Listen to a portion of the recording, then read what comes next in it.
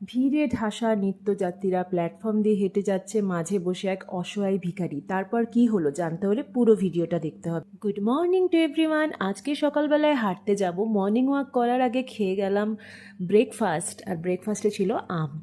সকালবেলায় হাঁটতে বেরিয়েছিলাম, দেখো আমাদের সামনেই, বাড়ির সামনে একটি পার্ক আছে, সেখানে হাঁটছি। আর দুপুরবেলায় অটো চেপে আমি চলে যাচ্ছি রেল স্টেশনে। কোথায় যাব তোমরা দেখতে থাকো, সব কিছুই তোমাদের জানাবো। এবার টিকিট কাউন্টারে চলে এসেছি, এখানে লাইনে দাঁড়িয়েছি। বিনা টিকিটে আমি কখনো ট্রাভেল করি না, তো দেখো ট্রেনের টিকিট কেটে আমি চলে এসেছি প্ল্যাটফর্মে, ওয়েট করছি। কোথায় যাব? যাব হচ্ছে ব্যান্ড্রাতে।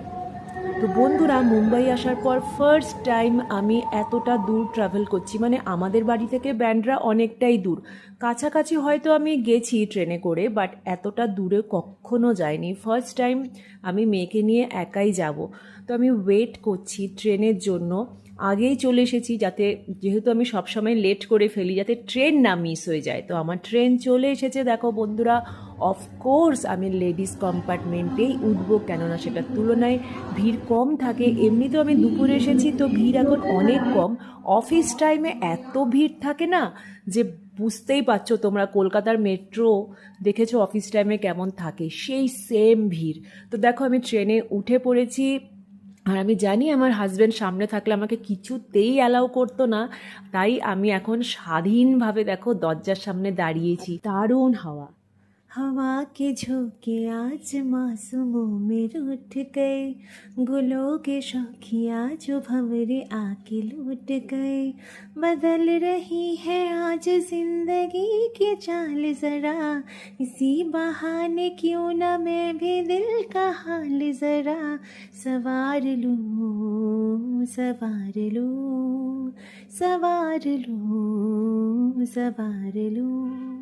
তো দেখো ব্যান্ড্রা প্ল্যাটফর্মে পৌঁছে গেছি। আর এখানে একটি হৃদয় বিদারক ঘটনা আমি চোখে পড়লো, যে একজন অসহায় বৃদ্ধ ভিখারি বসে আছেন, সাহায্য চাইছেন, কিন্তু এত লোক হেঁটে যাচ্ছে, কেউ তাকাচ্ছেও না, কোনো রকম সাহায্যও করছে না। অনেকেই মনে করেন ভিক্ষা দেওয়াটা অনুচিত। দেখো, ভিক্ষা দেওয়াটা ব্যক্তিগত সিদ্ধান্ত। যদি মনে করো যে ভিক্ষা দেওয়া ভালো, তবে দিতেই পারো। যদি মনে হয় না দেওয়া উচিত না, তাহলে দেবে না। কিন্তু আমি যখন এমন কোনো মানুষকে দেখি ভিক্ষা চাইছে, যাদের বয়স কম, শরীর স্বাস্থ্য ভালো, কাজ করে খেতে পারে, তাদেরকে আমি কখনোই ভিক্ষা দিই না। কিন্তু এই মানুষটিকে দেখে আমার খুবই অসহায় লেগেছিল, আর তার অবস্থা আমার ভালো লাগেনি, বয়সও অনেক। তো সেই জন্য আমার পক্ষে যতটুকু সম্ভব সামান্য একটুখানি করলাম। তো করে কিন্তু খুব ভালো লাগলো। অন্যকে সাহায্য করবে বন্ধুরা, দেখবে ভেতর থেকে অনেক আনন্দ পাবে।